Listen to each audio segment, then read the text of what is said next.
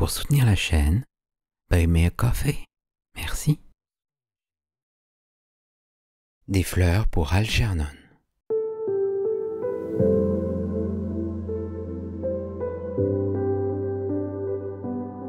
De Daniel Keyes.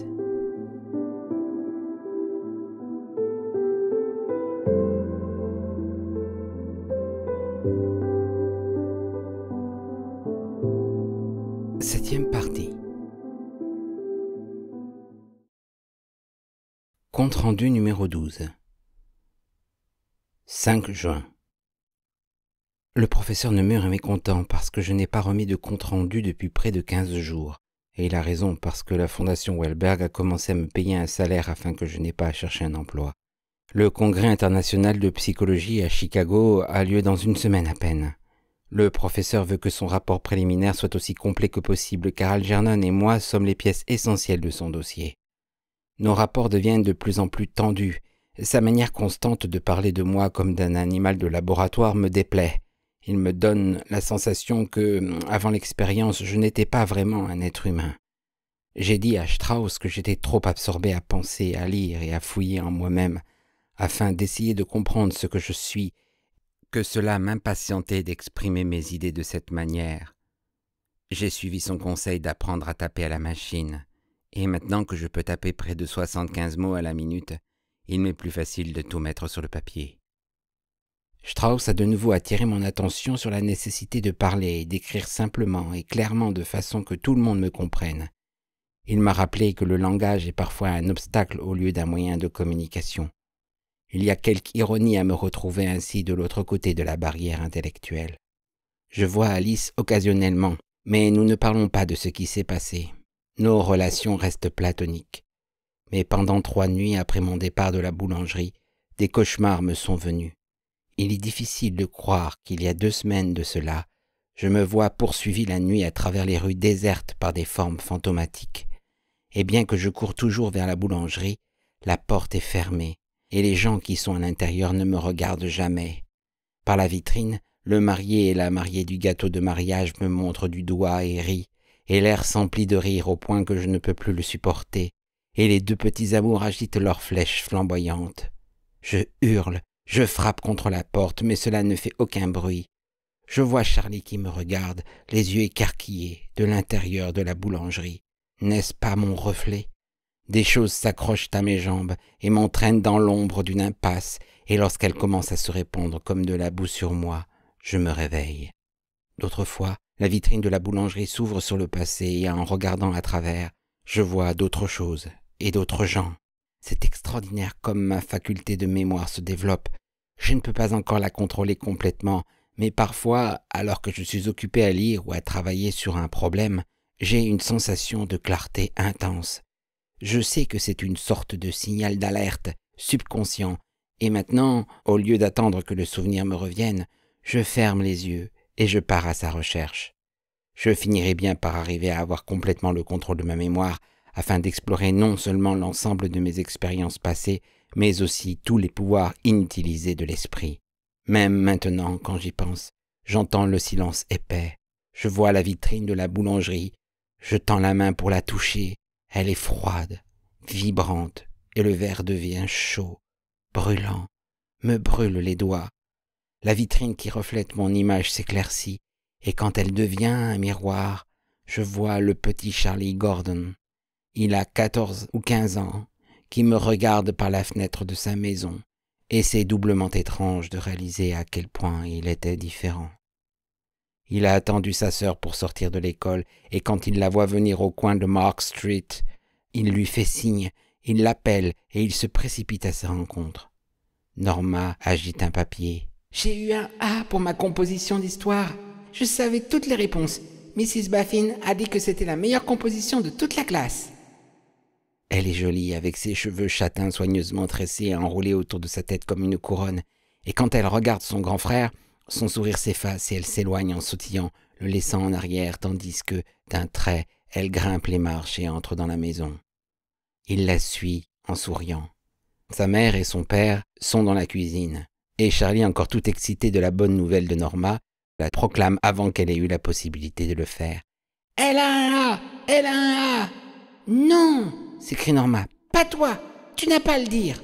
C'est moi qui ai eu une bonne note, et je vais le dire moi-même. Attends une minute, ma petite fille.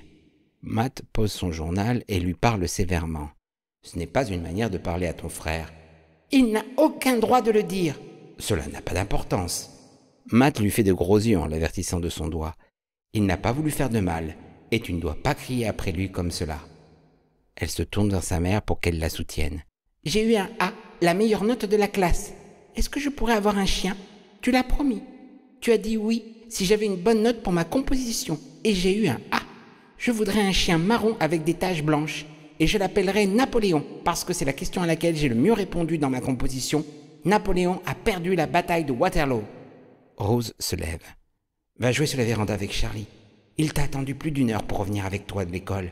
Je n'ai pas envie de jouer avec lui. Va sous la véranda, dit Matt.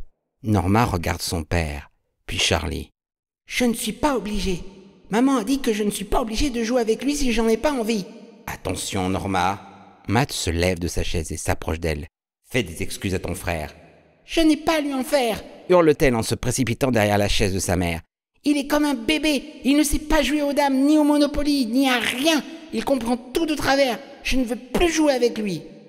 Alors, va dans ta chambre. Est-ce que je peux avoir un chien, maman? Matt frappe du poing sur la table. Il n'y aura pas de chien dans cette maison tant que tu auras cette attitude, ma petite fille. Je lui ai promis un chien si elle avait de bonnes notes à l'école.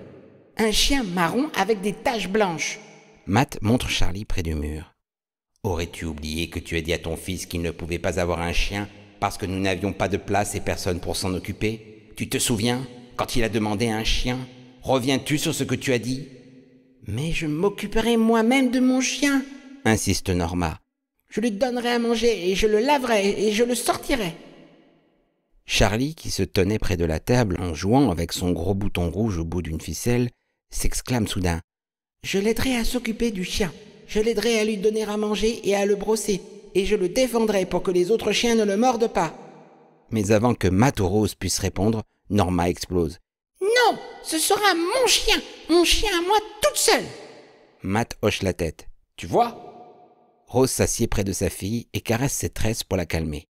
Voyons, il faut partager, ma chérie. Charlie peut t'aider à t'en occuper. Non, à moi toute seule. C'est moi qui ai eu un A en histoire, pas lui. Il n'a jamais eu de bonnes notes comme moi. Pourquoi est-ce qu'il m'aiderait à m'occuper du chien? Ensuite, le chien m'aimerait plus que moi et il deviendrait son chien au lieu du mien. Non, si je ne peux pas l'avoir pour moi toute seule, je n'en veux pas. Comme ça, c'est réglé, dit Matt qui reprend son journal et se rassoit. Pas de chien. Brusquement, Norma saute du divan, prend la composition d'histoire qu'elle a ramenée si fièrement à la maison, il n'y a que quelques instants. Elle la déchire et en jette les morceaux à la figure de Charlie. Je te hais! Je te hais! Norma, arrête immédiatement. Rose la saisit, mais elle s'arrache de ses mains. Et je hais l'école! Je la hais! Je n'étudierai plus et je serai aussi bête que lui. J'oublierai tout ce que j'ai appris et je serai tout à fait comme lui. Elle se précipite hors de la pièce en hurlant.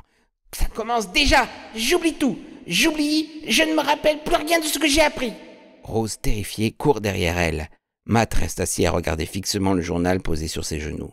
Charlie, effrayé par cette crise de colère et de hurlements, s'effondre sur une chaise et gémit doucement. Qu'a-t-il fait de mal? Et en sentant l'humidité dans son pantalon qui coule le long de sa jambe, il reste là à attendre la gifle qu'il recevra, il le sait, quand sa mère reviendra. La scène s'efface, mais à partir de ce moment, Norma a passé tous ses moments de liberté avec ses amis ou a joué seule dans sa chambre. Elle en gardait la porte fermée et il m'était défendu d'entrer sans sa permission. Je me souviens d'avoir entendu une fois Norma qui jouait dans sa chambre avec une de ses amies. Elle criait « Ce n'est pas mon vrai frère, ce n'est qu'un gosse que nous avons recueilli parce que nous avons eu pitié de lui. Ma maman me l'a dit et elle a dit que je pouvais maintenant dire à tout le monde qu'il n'est pas du tout mon frère. » Je voudrais que ce souvenir soit une photographie pour que je puisse la déchirer et lui en jeter les morceaux à la figure. Je voudrais pouvoir l'appeler à travers les années et lui dire que je n'ai jamais eu l'intention de l'empêcher d'avoir son chien. Elle aurait pu l'avoir à elle toute seule et je ne lui aurais pas donné à manger et je ne l'aurais pas brossé, je n'aurais pas joué avec lui. Je n'aurais rien fait pour qu'il m'aime plus qu'elle. Je voulais simplement qu'elle continue à jouer avec moi comme avant. Je n'ai jamais voulu faire quoi que ce soit qui puisse lui faire la moindre peine. 6 juin. Ma première vraie dispute avec Alice aujourd'hui. De ma faute. Je voulais la voir. Souvent, après un souvenir ou un rêve qui m'a troublé, je me sens mieux d'en parler avec elle ou simplement d'être près d'elle. Mais j'ai eu tort d'aller la chercher à son cours. Je n'étais pas retourné au centre d'adultes retardés depuis mon opération et j'avais grande envie de le revoir. Il est situé dans la 23e rue, à l'est de la 5e avenue, dans une vieille école qui est utilisée depuis 5 ans par la clinique de l'université Beekman comme centre expérimental d'éducation. Y sont donnés des cours spéciaux pour arriérés. À l'entrée, une plaque bien astiquée en bronze encadrée dans la vieille grille à pic C.A. Hare, annexe de l'université Beekman. Son cours se terminait à 8 heures du soir, mais je voulais voir la salle où, il n'y a pas si longtemps, je peinais sur des lectures simples, ou pour écrire, ou pour apprendre à rendre la monnaie sur $1. J'entrais, j'allais jusqu'à la porte et, en restant hors de vue, je regardais par les vitres. Alice était à son bureau, sur une chaise, près d'elle, une femme au visage maigre, que je ne reconnaissais pas. Elle avait le front plissé par une évidente incompréhension, et je me demandais ce qu'Alice essayait d'expliquer. Mike Dorney était dans son fauteuil roulant près du tableau noir, et Lester Brown était assis au premier rang, comme d'habitude. Il était, disait Alice, le plus intelligent de la classe. Lester avait appris facilement ce sur quoi j'avais tant peiné, mais il ne venait que quand il en avait envie, ou il préférait ne pas venir pour pouvoir gagner de l'argent à cirer les parquets. Je pense que si cela l'avait intéressé, si cela avait été aussi important pour lui que ce l'était pour moi, c'est lui qu'ils auraient utilisé pour l'expérience. Il y avait aussi de nouvelles têtes, des gens que je ne connaissais pas. Finalement, j'eus l'audace d'entrer. « C'est Charlie !» s'exclama Mike en faisant tournoyer son fauteuil roulant. Je lui adressai un signe de la main. Bernice, la jolie blonde aux yeux vides, leva le regard et sourit vaguement. « Où étais-tu, Charlie? Tu en as un joli complet. » Ceux qui se souvenaient de moi me firent de grands signes, et je leur répondis. Soudain, à l'expression d'Alice, je compris qu'elle était contrariée. « Il est presque 8 heures, annonça-t-elle.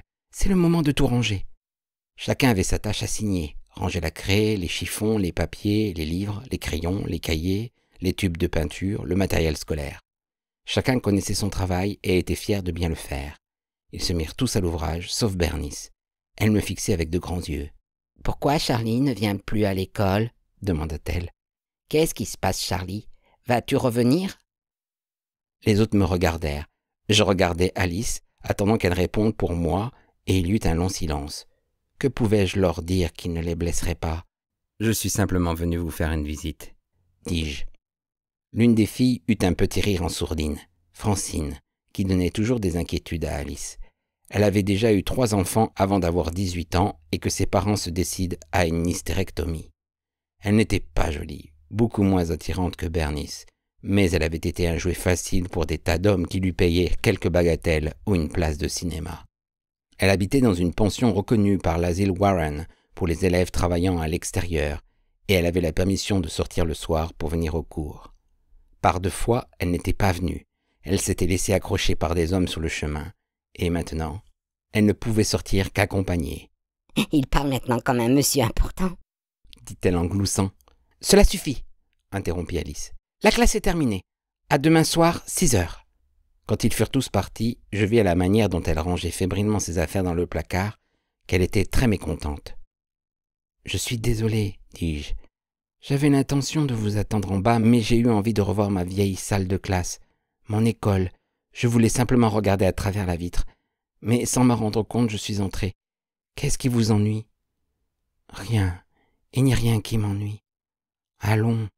Votre mécontentement est hors de proportion avec ce qui s'est passé. » Elle plaqua violemment le livre qu'elle tenait sur son bureau. « Bon, tu veux le savoir? Tu n'es plus le même. Tu as changé. Et je ne parle pas de ton quotient intellectuel. Je parle de ton attitude envers les gens. Tu n'es plus le même genre d'être humain. Oh, voyons, ne m'interromps pas. » La colère réelle de sa voix me fit reculer. « Je te dis ce que je pense. Avant, il y avait en toi quelque chose, je ne sais pas, une chaleur, une franchise, une bonté qui faisait que tous t'aimaient bien et aimaient que tu sois avec eux. Maintenant, avec toute ton intelligence et toute ta science, il y a des différences qui... » Je ne pus en entendre davantage. « Mais à quoi vous attendiez-vous? Avez-vous cru que je resterais un toutou docile qui fait le beau et qui lèche le pied qui le frappe? Bien sûr, tout cela a changé en moi et aussi la manière dont je me considère. Je ne suis pas obligé d'accepter le genre de sottise que les gens m'ont fait avaler toute ma vie. Les gens n'ont pas été méchants envers toi. Qu'en savez-vous? Écoutez, les meilleurs d'entre eux n'étaient que condescendants, dédaigneux. Ils se servaient de moi pour se croire supérieurs et sûrs d'eux-mêmes dans leurs propres limites. N'importe qui peut se sentir intelligent auprès d'un faible d'esprit. Dès que j'eus dit cela, je sentis qu'elle allait le prendre mal. « Tu me mets dans le même sac, moi aussi, je suppose. Ne soyez pas absurde. Vous savez très bien que je... Bien sûr, dans un certain sens, je pense que tu as raison. Auprès de toi, je me sens l'esprit plutôt obtus. Maintenant, chaque fois que nous nous voyons, quand je te quitte, je rentre chez moi avec la sensation pitoyable d'avoir la compréhension lente, épaisse, à propos de tout. Je repense à ce que j'ai dit et je découvre tout ce que j'aurais dû dire de brillant et de spirituel, et j'ai envie de me donner des gifles de ne pas l'avoir exprimé quand j'étais avec toi. Cela arrive à tout le monde. Je m'aperçois que je désire te faire bonne impression alors que je n'en ai jamais eu envie auparavant. Mais d'être avec toi m'enlève toute confiance en moi-même. Je cherche maintenant des motifs à chacun de mes actes. J'essayais de la détourner de ce sujet, mais elle y revenait sans cesse. « Écoutez, dis-je à la fin, je ne suis pas venu ici pour me disputer avec vous. Voulez-vous me permettre de vous accompagner jusque chez vous? J'ai besoin de quelqu'un à qui parler. »« Moi aussi. Mais maintenant, je ne peux plus te parler. Tout ce que je peux faire, c'est écouter, opiner de la tête et prétendre que je comprends tout sur les variations culturelles, les mathématiques néo-booléennes et la logique post-symbolique. Et je me sens de plus en plus stupide. Quand tu t'en vas de chez moi, je me regarde dans la glace et je me hurle. Non, tu ne deviens pas de jour en jour plus stupide. Tu ne perds pas ton intelligence. Tu ne deviens pas sénile ou idiote. C'est Charlie, la rapidité avec laquelle il évolue, qui te fait croire que tu régresses. Voilà ce que je me dis, Charlie. Mais chaque fois que nous nous rencontrons et que tu me parles en me regardant de cet air impatient, je sais que tu te moques. Et quand tu m'expliques des choses et que je ne peux pas les retenir, tu crois que c'est parce que cela ne m'intéresse pas et que je ne veux pas en prendre la peine. Mais tu ne sais pas comme je me torture quand tu es parti. Tu ne sais pas tous les livres sur lesquels j'ai peiné, les conférences auxquelles j'ai assisté à l'université, et cependant, chaque fois que je parle, je vois ton impatience, comme si tout cela n'était qu'enfantillage. J'ai voulu que tu sois intelligent, je voulais t'aider et partager avec toi, et maintenant tu m'as banni de ta vie. » En écoutant ce qu'elle me disait, je commençais à découvrir l'énormité de la situation. J'avais été tellement absorbé par moi-même et par ce qui m'arrivait que je n'avais jamais pensé à ce qui lui arrivait à elle. Elle pleurait en silence quand nous quittâmes l'école et je ne savais que dire. Tout au long du trajet en bus, je réfléchis au bouleversement de nos rapports. Elle était terrifiée devant moi. Le pont s'était effondré sous nos pieds et le fossé s'élargissait tandis que le flot de mon intelligence m'emportait rapidement vers le grand large. Elle avait raison de refuser d'être avec moi et de se torturer. Nous n'avions plus rien de commun. La plus simple conversation était devenue pénible, et tout ce qui restait entre nous maintenant était un silence embarrassé et un ardent désir insatisfait dans une pièce aux rideaux tirés. « Tu as l'air bien grave, » dit-elle, sortant de son propre mutisme et me regardant. « Je pense à nous. Cela ne devrait pas te rendre si grave. Je ne veux pas te tourmenter. Tu traverses une grande épreuve. » Elle s'efforçait de sourire. « Mais je me tourmente et je ne sais pas quoi faire. » Sur le chemin, entre l'arrêt du bus et son appartement, elle me dit « Je n'irai pas au congrès avec toi. J'ai téléphoné au professeur Nemur ce matin et je le lui ai dit. Tu auras beaucoup à faire là-bas, rencontrer des gens intéressants, le plaisir d'être un moment en vedette. Je ne veux pas être une gêne. Alice, et quoi que tu puisses en dire maintenant, je sais que c'est ce que je ressentirais. Aussi, si tu le permets, je m'accrocherai à ce qui me reste de personnalité. Merci. Vous donnez plus d'importance aux choses qu'elles n'en ont. Je suis certain que si seulement vous... Tu sais, tu es certain. Elle se retourna sur le perron de sa maison et me jeta un regard furieux. Oh, que tu es devenu insupportable. Comment peux-tu savoir ce que je ressens? Tu te permets des libertés à l'égard de l'esprit des autres. Tu es incapable de dire ce que je ressens, ni comment, ni pourquoi. Elle eut un sursaut intérieur, puis elle me regarda de nouveau et la voix tremblante dit « Je serai là quand tu reviendras. Je suis bouleversée, c'est tout, et je voudrais que nous ayons tous deux l'occasion de réfléchir pendant que nous serons loin l'un de l'autre. » Pour la première fois depuis bien des semaines, Elle ne m'invita pas à entrer. Je regardai la porte fermée et je sentis la colère monter en moi. J'aurais voulu faire une scène, cogner contre la porte, l'enfoncer. J'aurais voulu que ma colère mette le feu à la maison. Mais en m'éloignant, je sentis une sorte d'apaisement, puis un retour au calme, et enfin un soulagement. Je marchais si vite que je volais le long des rues, et la sensation qui frappait mes joues était celle d'une brise fraîche par un soir d'été. J'étais soudain libre. Je me rendis compte que mon sentiment pour Alice avait reculé devant le torrent de mes acquisitions de connaissances, était passé de l'adoration à l'amour, à l'affection, à un sentiment de gratitude et de responsabilité. Ce que je ressentais confusément pour elle m'avait retenu en arrière, et je m'étais cramponné à elle par peur de me trouver livré à moi-même, à la dérive. Mais avec la liberté naissait un chagrin. Je désirais l'aimer. Je voulais dominer mes paniques émotionnelles et sexuelles, me marier, avoir des enfants, fonder un foyer. Maintenant, c'est impossible. Je suis aussi loin d'Alice avec mon QI de 185 que je l'étais lorsque j'avais un QI de 70. Et cette fois-ci, nous le savons tous les deux. 8 juin. Qu'est-ce qui me chasse de mon appartement pour aller errer à travers la ville? Je vais seul à l'aventure par les rues, pas comme si je me promenais pour me détendre dans la nuit d'été, mais avec une hâte anxieuse d'aller... Où? Je suis les petites rues, je regarde dans les entrées de maisons, par les fenêtres aux volets à demi baissés. Je voudrais trouver une personne à qui parler, et pourtant, j'ai peur de rencontrer quelqu'un. Je remonte une rue, j'en descends une autre, à travers un labyrinthe sans fin, me jetant sans cesse contre la cage de néon de la ville. Je cherche. Quoi? J'ai rencontré une femme dans Central Park. Elle était assise sur un banc près du lac, son manteau serré autour d'elle en dépit de la chaleur. Elle sourit et me fit signe de m'asseoir près d'elle. Nous contemplâmes dans la nuit la silhouette étincelante de Central Park Sud, les rangées et les rangées de petites lumières, et j'aurais voulu pouvoir m'en imprégner totalement. Oui, lui dis-je, j'étais de New York. Non, je n'étais jamais allé à Newport News, en Virginie. C'était de là qu'elle était. C'est là qu'elle avait épousé un marin qui était en ce moment en mer, et elle ne l'avait pas vu depuis 2 ans et demi. Elle tordait et nouait un mouchoir dont elle se servait de temps en temps pour essuyer les gouttes de sueur sur son front. Même dans la lumière diffuse réfléchie par le lac, je pouvais voir qu'elle était très maquillée, mais elle était attirante avec ses cheveux lisses et sombres, déroulés sur ses épaules, si ce n'est que son visage était un peu gonflé, comme si elle venait seulement de se lever. Elle avait envie de parler et j'avais envie d'écouter. Son père lui avait donné un nom honorable, un foyer agréable, une bonne éducation, tout ce qu'un patron de chantier naval pouvait donner à sa fille unique. Mais il ne lui avait pas pardonné. Il ne lui pardonnerait jamais de s'être laissé enlever par ce marin. Elle prit ma main en parlant et posa sa tête sur mon épaule. « La nuit de mon mariage avec Gary, murmura-t-elle, je n'étais qu'une jeune fille vierge, terrorisée. Cela l'a littéralement rendu fou. Il m'a d'abord giflée et battue, puis il m'a prise sans la moindre caresse, la moindre tendresse. Ça a été la seule et unique fois. Je ne l'ai plus jamais laissé me toucher. » Elle sentit probablement au tressaillement de ma main que j'étais effaré. C'était trop brutal, trop intime pour moi.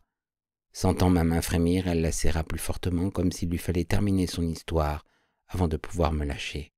C'était important pour elle, et je restais assis sans bouger, comme on reste assis devant un oiseau qui vient manger dans votre main. « Ce n'est pas que je n'aime pas les hommes, » me dit-elle avec une franchise désarmante. J'ai couché avec d'autres hommes, pas avec lui, mais avec beaucoup d'autres. La plupart des hommes sont gentils et tendres avec une femme. Ils font l'amour avec douceur, avec des baisers et des caresses d'abord. Elle me lança un regard éloquent et laissa errer sa main nue sur la mienne. C'était ce dont j'avais entendu parler, que j'avais lu, dont j'avais rêvé. Je ne savais pas son nom et elle ne me demandait pas le sien. Elle voulait simplement que je l'emmène quelque part où nous serions seuls. Je me demandais ce qu'Alice en penserait. Je la caressai maladroitement et je l'embrassai encore plus gauchement. Elle me regarda. « Qu'est-ce qui ne va pas ?» chuchota-t-elle. « À quoi pensez-vous ?»« À vous. » »« Avez-vous un endroit où nous pouvons aller ?» Chaque pas en avant devait être prudent. À quel moment le sol s'effondrerait-il et me plongerait-il dans l'angoisse? Pourtant, l'instinct me poussait à avancer pour tâter le terrain. Si vous n'avez pas d'endroit, le Mansion Hotel dans la 53e rue ne coûte pas trop cher, et il ne vous embête pas pour les bagages si vous payez d'avance. J'ai un chez moi. Elle me considéra avec un respect nouveau. Oh, alors tout va bien. Toujours rien. Et en soi, c'était curieux. Jusqu'où pouvais-je aller sans être envahi par les symptômes de la panique, quand nous serions seuls dans la chambre, quand je la verrais nue, quand nous serions couchés ensemble. Soudain, il était important pour moi de savoir si je pouvais être comme les autres hommes, si je pourrais jamais demander à une femme de partager sa vie. Avoir l'intelligence et le savoir n'était plus suffisant. Je voulais cela aussi. Mon sentiment de libération et d'affranchissement était maintenant puissamment empreint de la sensation que c'était possible. L'excitation qui m'envahit lorsque je l'embrassai de nouveau produisit son effet, et je fus certain de pouvoir agir normalement avec elle. Elle était différente d'Alice. C'était une femme qui avait vécu. Alors sa voix changea, incertaine. Avant que nous partions, il y a une chose. Elle se leva, avança d'un pas dans la lumière diffuse, ouvrit son manteau, et je pus voir que la forme de son corps n'était pas celle que j'avais imaginée pendant que nous étions assis l'un près de l'autre dans l'obscurité. « Ce n'est que le 5e mois, dit-elle. Cela n'empêche rien. Vous n'y voyez pas d'importance, n'est-ce pas? Là, debout, avec son manteau ouvert, elle apparaissait comme en une double exposition sur l'image d'une femme entre deux âges qui sortait du bain et ouvrait son peignoir pour se montrer à Charlie. Je restais figé comme un blasphémateur attendant la foudre qui va le frapper. Je détournai les yeux. C'était la dernière chose à laquelle je m'attendais, mais le manteau serré autour d'elle par une nuit aussi chaude aurait dû pourtant me mettre sur mes gardes. « Ce n'est pas de mon mari, dit-elle. Je ne vous mentais pas tout à l'heure. Je ne l'ai pas vu depuis des années. C'est d'un voyageur de commerce que j'ai rencontré il y a 8 mois. Je vivais avec lui. Je ne le reverrai plus, mais je garderai le bébé. Nous devrons simplement faire un peu attention. Rien de brutal ou de ce genre, mais en dehors de cela, vous n'avez pas à vous inquiéter. » Sa voix s'éteignit quand elle vit ma colère. « C'est dégoûtant !» m'écriai-je. « Vous devriez avoir honte de vous-même !» Elle s'écarta, serrant rapidement son manteau autour d'elle pour protéger ce qu'il recouvrait. Lorsqu'elle fit ce geste de protection, surgit une seconde image double. Ma mère, enceinte de ma sœur, au jour où elle me prenait moins dans ses bras, me câlinait moins de sa voix, de ses mains, me défendait moins contre quiconque osait dire que je n'étais pas tout à fait normal. Je crois que je la saisis par l'épaule. Je n'en suis pas certain, car à ce moment, elle hurla, et je revins brusquement à la réalité avec un sentiment de danger. Je voulus lui dire que je n'avais pas eu l'intention de lui faire du mal, ni à elle, ni à personne. « Je vous en prie, ne criez pas !» Mais elle hurlait, et j'entendis des pas précipités résonner sur l'allée dans l'obscurité. Personne ne comprendrait. Je m'enfuis dans le noir à la recherche d'une sortie du parc, zigzagant à travers une allée, puis filant dans une autre. Je ne connaissais pas le parc, et soudain, je me heurtai à un grillage qui me rejeta en arrière. Un cul-de-sac. Puis, je vis les balançoires et les toboggans, et je me rendis compte que c'était un terrain de jeu pour enfants qui était fermé la nuit. Je suivis le grillage en continuant de m'enfuir, à moitié courant, trébuchant sur des racines tordues. Arrivé au lac qui s'incurvait autour du terrain de jeu, je revins en arrière, trouvai une autre allée, passai sur un petit pont, puis descendis, et je me trouvai en dessous. Pas de sortie. « Qu'est-ce que c'est? Qu'est-il arrivé, madame? Elle est traquée? Vous n'avez rien? De quel côté est-il allé? » J'étais revenu d'où j'étais parti. Je me glissai derrière une grosse avancée de rochers, derrière un buisson de ronces, et je m'affalai sur le ventre. « Appelez un agent. Il n'y a jamais d'agent quand on en a besoin. Qu'est-il arrivé? Un détraqué a tenté de la violer. Hé, il y a un gars là-bas qui le poursuit. Là, regardez là qui court. Venez, attrapons-le avant qu'il sorte du parc. Attention, il a un couteau, un revolver. » Il était évident que les cris avaient fait fuir les voyous qui traînaient dans la nuit, car le cri « Le voilà !»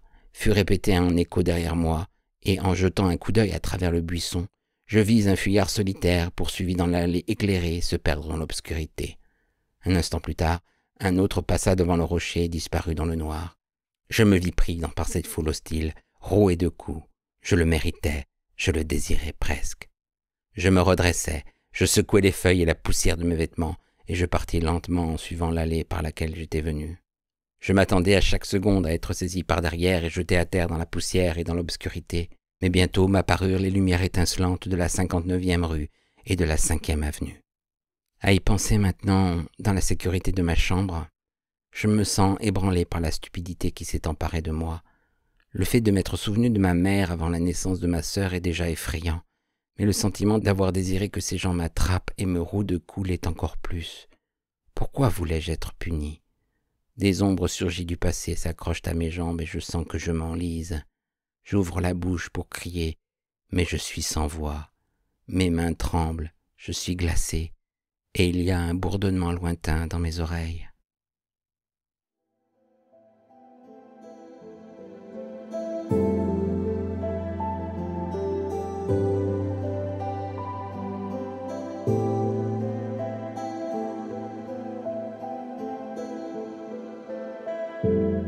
C'était Des fleurs pour Algernon de Daniel Keyes.